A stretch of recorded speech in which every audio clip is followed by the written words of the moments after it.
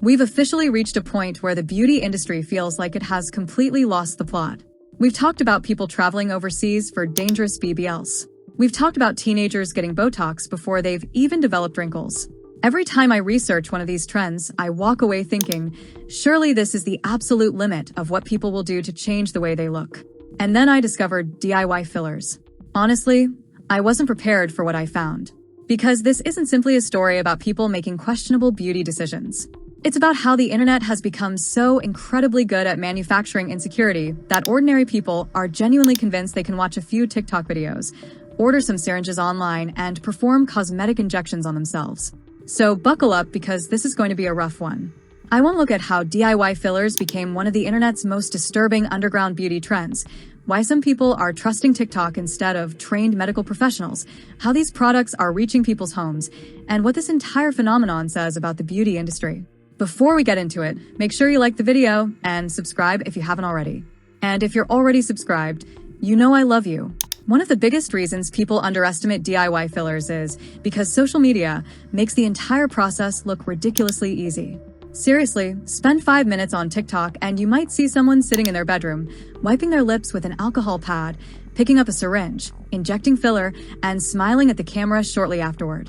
There's no blood, no panic, no discussion about anatomy, no serious conversation about what could go wrong. Everything is edited to look calm and effortless. And after watching enough of these videos, people start thinking, why would I spend hundreds or even thousands of dollars getting this done professionally when I can supposedly do it myself in 5 minutes? That's the mentality these online communities can create. Eventually, fillers stop looking like a medical procedure and start looking like something doctors are unnecessarily keeping away from ordinary people. But your face is incredibly complicated.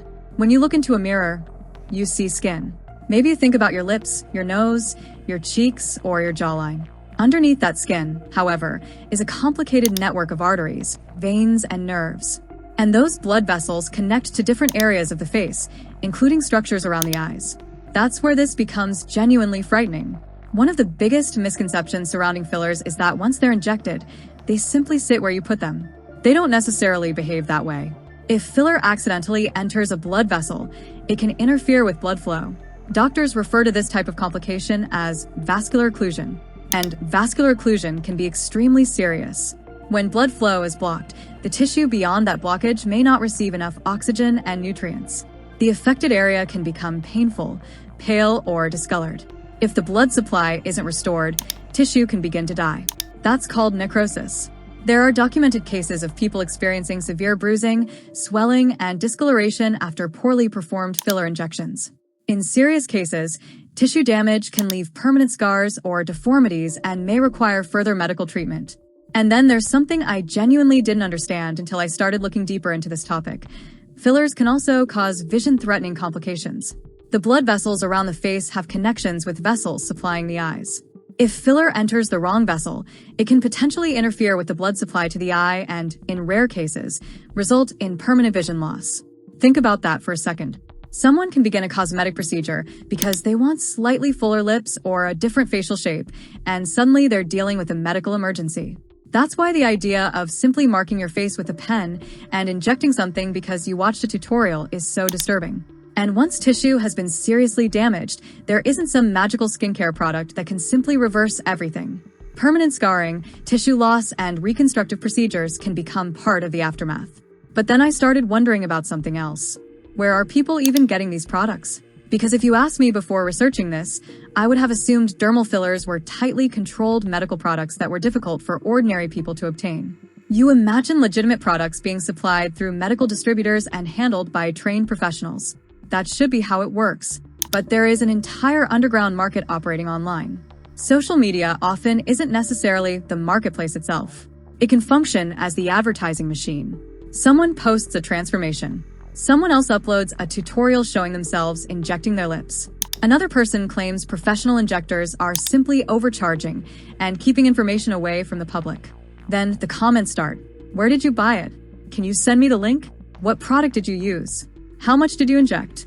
And suddenly, people who had never even considered injecting themselves are being introduced to an entire world of online suppliers and communities. Some users discuss overseas wholesalers, gray market suppliers, and websites selling injectable products directly to consumers. Others exchange recommendations through online communities, private groups, and messaging platforms. That's what makes this so disturbing. People are performing injections without medical training or a proper understanding of facial anatomy. And even if somebody believes they know what they're doing, there's another problem. You may not actually know what is inside the product you purchased. Is it genuine? Was it manufactured in a regulated facility? Was it stored correctly? Was it contaminated during transportation? Does it actually contain what the packaging claims? Those are questions an ordinary consumer may have no reliable way of answering. And counterfeit medical products are a serious global problem. Some products may look completely legitimate while coming through unauthorized supply chains. That means someone can believe they've found a cheap alternative to professional treatment when they may actually be purchasing something whose origin and contents they can't verify. And here's what really gets me. The people buying these products often don't think they're being reckless. They think they're being smart. They believe they're saving money. They believe professional injectors are charging too much. They believe they've figured out how to cut out the middleman. But they haven't necessarily cut out the middleman. They may simply have replaced a trained professional with an online seller whose primary concern is selling a product. Legitimate manufacturers such as AbbVie, which produces Juvederm, and Galderma, which produces Restylane, operate through regulated medical distribution systems. These products are intended for use by qualified healthcare professionals. So, if legitimate manufacturers aren't simply selling injectable products to anyone who wants them, the obvious question becomes, where are all these online products coming from? Health authorities have repeatedly warned about unauthorized and counterfeit injectable products being marketed online. In late 2025, the U.S. Food and Drug Administration sent warning letters to online retailers accused of illegally marketing unapproved Botox and other injectable products directly to consumers. The FDA warned that products obtained from unauthorized sources may be counterfeit, contaminated, or improperly handled. And that should be enough to make anyone stop and think. There have also been criminal cases involving counterfeit cosmetic injectables entering the professional market. The U.S. Department of Justice recently announced the conviction of a Massachusetts med spa owner who admitted to importing counterfeit Botox, Juvederm, and Sculptra products from suppliers in China and Brazil before using them on paying clients. So even the fact that something is being offered by a business doesn't automatically mean you should trust it. You have to investigate. And then there's the human side of this.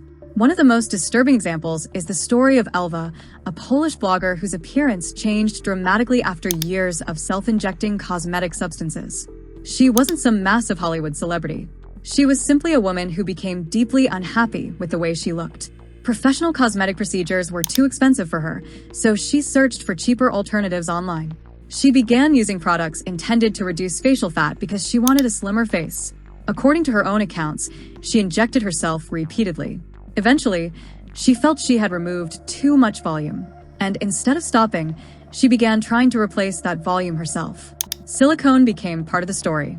What reportedly began as occasional injections eventually became much more frequent. At one point, she said she was injecting her face every day. That's the part that really stays with me. It can begin with a woman looking into a mirror and thinking, if I just change one more thing, maybe I'll finally be happy. Then the internet gives her access to another product. Then another. Then another. The barrier becomes almost non-existent. And that's what makes DIY fillers so dangerous. There's always another syringe available. Another website. Another tutorial. Another comment telling you that somebody else did it and survived. But surviving something doesn't make it safe. The internet can make extremely complicated medical procedures look like ordinary beauty routines. And when enough people repeat the same behavior, it starts feeling normal. That doesn't mean it is normal. It means we've become very good at normalizing dangerous things. So please, don't treat a TikTok tutorial as medical training. Don't assume a stranger's successful result means you'll have the same outcome. And don't assume a product is safe simply because somebody online says they used it. Your face isn't a practice surface. Your eyesight isn't replaceable. Your skin and tissue aren't disposable. And cosmetic treatment should never become a situation where saving money means gambling with your health. Thank you so much for watching today's video. If you enjoyed it, give it a big thumbs up and subscribe if you haven't already. I know this was a dark topic, but these are exactly the kinds of stories that need to be discussed because people are being influenced every single day. Take care of yourselves, be careful about what you see online, and I'll see you very soon.